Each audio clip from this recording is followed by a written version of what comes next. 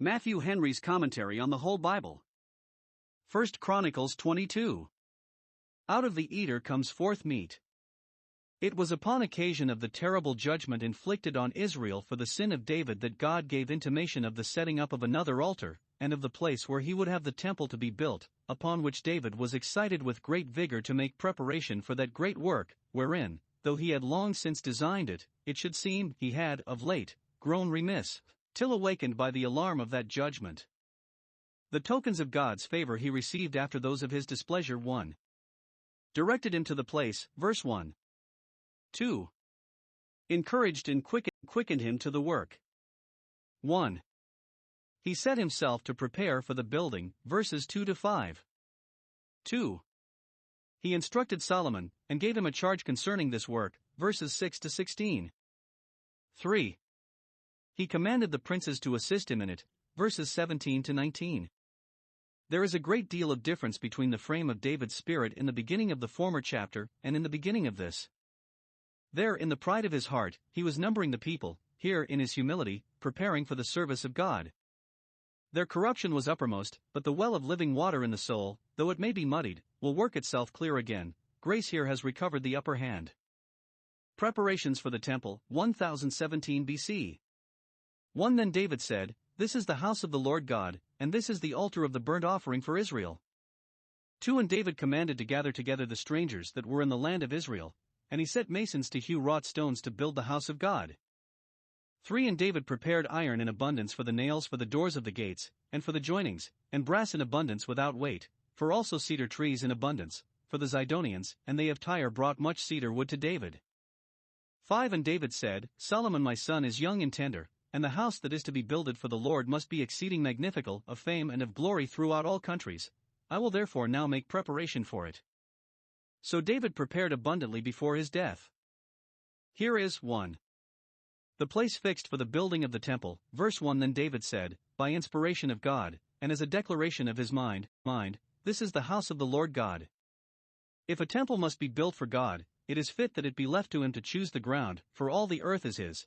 And this is the ground he makes choice of, ground that pertained to a Jebusite, and perhaps there was not a spot of ground besides, in or about Jerusalem, that did so a happy presage of the setting up of the gospel temple among the Gentiles. See Acts 15 verses 16 and 17. The ground was a threshing floor, for the church of the living God is his floor, his threshing, and the corn of his floor, Isaiah 21 verse 10. Christ's fan is in his hand, thoroughly to purge his floor. This is to be the house because this is the altar. The temple was built for the sake of the altar. There were altars long before there were temples. 2. Preparation made for that building. David must not build it, but he would do all he could towards it. He prepared abundantly before his death, verse 5. This intimates that the consideration of his age and growing infirmities, which showed him his death approaching, quickened him, towards his latter end, to be very diligent in making this preparation. What our hands find to do for God, and our souls, and our generation, let us do it with all our might before our death, because, after death, there is no device nor working. Now we are here told. 1. What induced him to make such preparation? 2 things he considered. 1. That Solomon was young and tender, and not likely to apply with any great vigor to this business at first, so that, unless he found the wheels set a-going, he would be in danger of losing a great deal of time at first, the rather because, being young, he would be tempted to put it off, whereas, if he found the materials got ready to his hand, the most difficult part of the work would be over, and this would excite and encourage him to go about it in the beginnings of his reign. Note, those that are aged and experienced should consider those that are young and tender, and provide them what help they can, that they may make the work of God as easy to them as possible. 2. That the house must be exceedingly magnificent, very stately and sumptuous, strong and beautiful, everything about it the best in its kind, and for a good reason, since it was intended for the honor of the great God, the Lord of the whole earth, and was to be a type of Christ, in whom all fullness dwells, and in whom are hid all treasures. Men were then to be taught by sensible methods. The grandeur of the house would help to affect the worshippers with a holy awe and reverence of God, and would invite strangers to come to see it, and the wonder of the world, who thereby would be brought acquainted with the true God. Therefore it is here designed to be of fame and glory throughout all countries. David foretold this good effect of its being magnificent, Psalm 68 verse 29, because of thy temple at Jerusalem shall kings bring presents unto thee. 2. What preparation he made. In general, he prepared abundantly, as we shall find afterwards. Cedar and stones, iron and brass, are here specified, verses 2-4. Cedar he had from the Tyrians and the Zidonians. The daughter of Tyre shall be there with a gift, Psalm 45 verse 12. He also got workmen together, the strangers that were in the land of Israel. Some think that he employed them because they were generally better artists, and more ingenious in manual operations, than the Israelites, or rather, because he would not employ the freeborn Israelites in anything that looked mean and servile. They were delivered from the bondage of making bricks in Egypt, and must not return to Hew stone. These strangers were proselytes to the Jewish religion, but, though not enslaved, they were not of equal dignity with Israelites. The charge to Solomon, 1015 BC. 6 Then he called for Solomon his son, and charged him to build a house for the Lord God of Israel. 7 And David said to Solomon, My son, as for me, it was in my mind to build a house unto the name of the Lord my God. 8 But the word of the Lord came to me, saying, Thou hast shed blood abundantly, and hast made great wars. Thou shalt not build a house unto my name, because thou hast shed much blood upon the earth in my sight. 9 Behold, a son shall be born to thee, who shall be a man of rest, and I will give him rest from all his enemies round about, for his name shall be Solomon, and I will give peace and quietness unto Israel in his days. 10 He shall build a house for my name, and he shall be my son, and I will be his father, and I will establish the throne of his kingdom over Israel forever. 11 Now, my son, the Lord be with thee, and prosper thou, and build the house of the Lord thy God, as he hath said of thee. 12 Only the Lord give thee wisdom and understanding, and give thee charge concerning Israel, that thou mayest keep the law of the Lord thy God. 13 Then shalt thou prosper, if thou takest heed to fulfill the statutes and judgments which the Lord charged Moses with concerning Israel. Be strong, and of good courage, dread not, nor be dismayed. 14 Now, behold, in my trouble I have prepared for the house of the Lord 100,000 talents of gold, and 1,000 talents of silver, and of brass and iron without weight, for it is in abundance. Timber also and stone have I prepared, and thou mayest add thereto. 15 Moreover there are workmen with thee in abundance, hewers and workers of stone and timber, and all manner of cunning men for every manner of work. 16 Of the gold, the silver, and the brass, and the iron, there is no number. Arise therefore, and be doing, and the Lord be with thee. Though Solomon was young and tender, he was capable of receiving instructions, which his father accordingly gave him, concerning the work for which he was designed. When David came to the throne he had many things to do, for the foundations were all out of course, but Solomon had only one thing in charge, and that was to build a house for the Lord God of Israel. Verse 6. Now, 1. David tells him why he did not do it himself. It was in his mind to do it, verse 7, but God forbade him, because he had shed much blood, verse 8. Some think this refers to the blood of Uriah, which fastened such a reproach upon him as rendered him unworthy the honor of building the temple, but that honor was forbidden him before he had shed that blood. Therefore it must be meant, as it is here explained, of the blood he shed in his wars, for he had been a man of war from his youth, which though shed very justly and honorably in the service of God and Israel, yet made him unfit to be employed in this service, or rather less fit than another that had never been called to such bloody work. God, by assigning this as the reason of laying David aside from this work, showed how precious human life is to him, and intended a type of him who should build the gospel temple, not by destroying men's lives, but by saving them. Luke 9 verse 56. 2. He gives him the reason why he imposed this task upon him. 1. Because God had designed him for it, nominated him as the man that should do it. A son shall be born to thee, that shall be called Solomon, and he shall build a house for my name. Verses 9 and 10. Nothing is more powerful to engage us to any service for God, and encourage us in it, than to know that hereunto we are appointed. 2. Because he would have leisure and opportunity to do it. He should be a man of rest, and therefore should not have his time, or thoughts, or wealth, diverted from this business.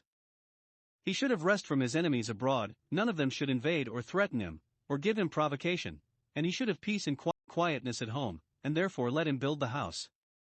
Note, where God gives rest he expects work. 3. Because God had promised to establish his kingdom. Let this encourage him to honor God, that God had honor in store for him. Let him build up God's house, and God will build up his throne. Note, God's gracious promises should quicken and invigorate our religious service. 3. He delivers him an account of the vast preparations he had made for this building, verse 14, not in a way of pride and vainglory. he speaks of it as a poor thing I have, in my poverty, prepared, margin, but as an encouragement to Solomon to engage cheerfully in the work, for which so solid a foundation was laid.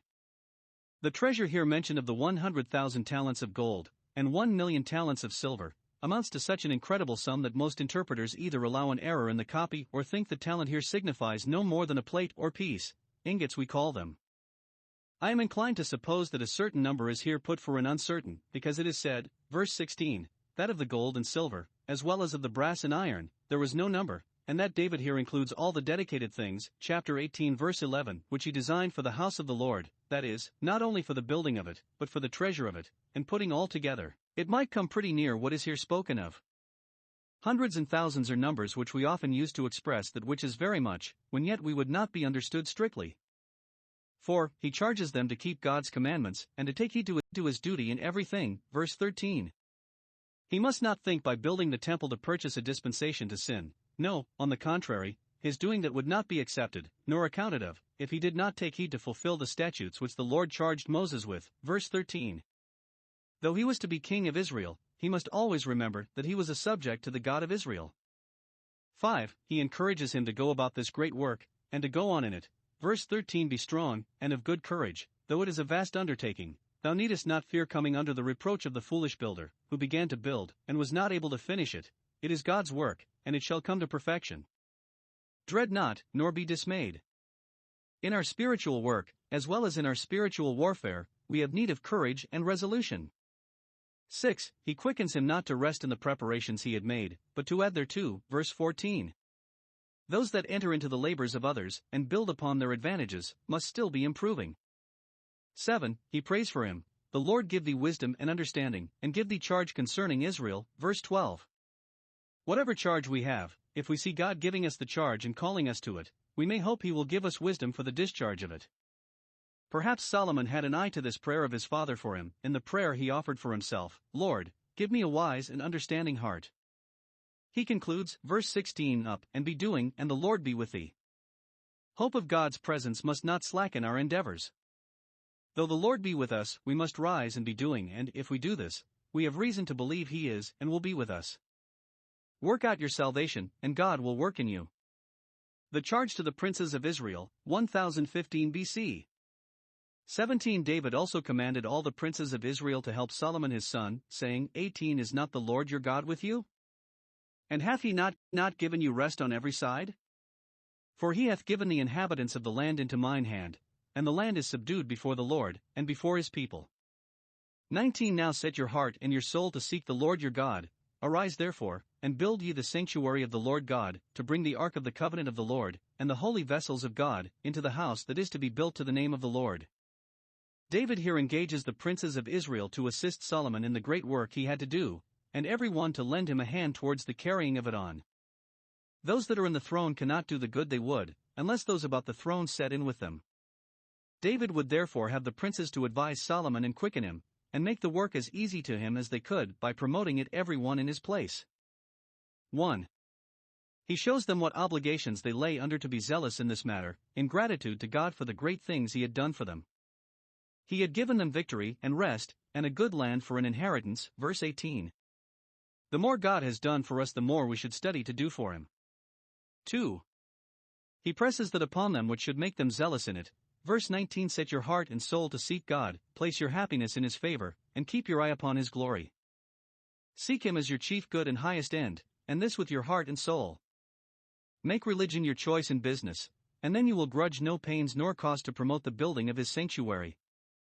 Let but the heart be sincerely engaged for God, and the head and hand, the estate and interest, and all will be cheerfully employed for him.